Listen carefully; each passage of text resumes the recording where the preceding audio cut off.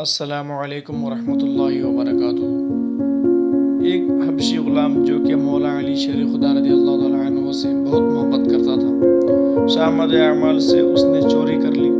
لوگوں نے اسے پکڑ کر دربار خلافت میں پیش کیا اور غلام نے اپنے جرم کا اقرار بھی کر لیا۔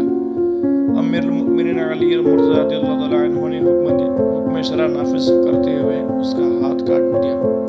جب وہ اپنا گھر روانہ ہوا تو راستے میں حضرت سلمان فارسی رضی اللہ تعالیٰ عنہ اور ابن القوا رحمۃ اللہ علیہ سے ملاقات ہو گئی۔ ابن القوا نے پوچھا کہ تمہارا ہاتھ کس نے کاٹا؟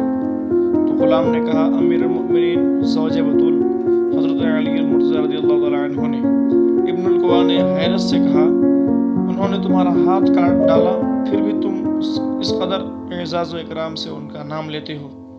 غلام نے کہا میں ان کی تعریف کیوں نہ کروں، انہوں نے حق پر میرا ہاتھ کاٹا اور مجھے عذاب جہنم سے بچا لیا۔ حضرت سیدنا سلمان فارسی رضی اللہ تعالیٰ عنہ نے دونوں کی گفتگو سنی اور سیدنا علی المرتضیٰ رضی اللہ تعالیٰ عنہ سے اس کا تذکرہ کیا تو آپ کرم اللہ وجہ الکریم نے اس غلام کو بلوایا اور اس کا کٹا ہوا ہاتھ کلائی پر رکھ کر رومال سے چھپا دیا، پھر کچھ پڑھنا شروع کر دیا۔ اتنے میں ایک غیبی آواز آئی، کپڑا ہٹاؤ۔ جب لوگوں نے کپڑا ہٹایا تو غلام کا کٹا ہوا ہاتھ کلائی سے اس طرح جڑ گیا کہ کہیں کٹنے کا نشان بھی نہیں تھا۔ اور دوسری کرامت کچھ اس طرح ہے کہ ایک مرتبہ نہر فرات میں ایسی طغیانی آ گئی، یعنی طوفان آ گیا کہ سیلاب میں تمام کھیتیاں ڈوب گئی۔ تو لوگوں نے علی المرتضیٰ شیر خدا رضی اللہ تعالیٰ عنہ کی بارگاہ میں فریاد کی۔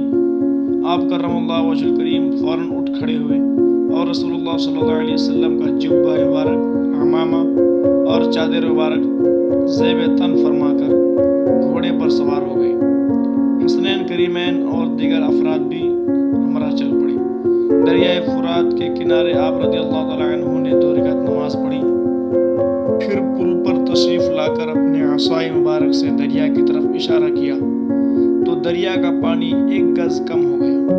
پھر دوسری مرتبہ اشارہ فرمایا، مزید 1 گز کم ہو گیا۔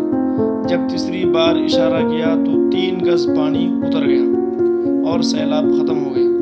لوگوں نے التجا کی کہ یا امیر المؤمنین بس کیجیے، یہی کافی ہے۔ السلام علیکم ورحمۃ اللہ وبرکاتہ۔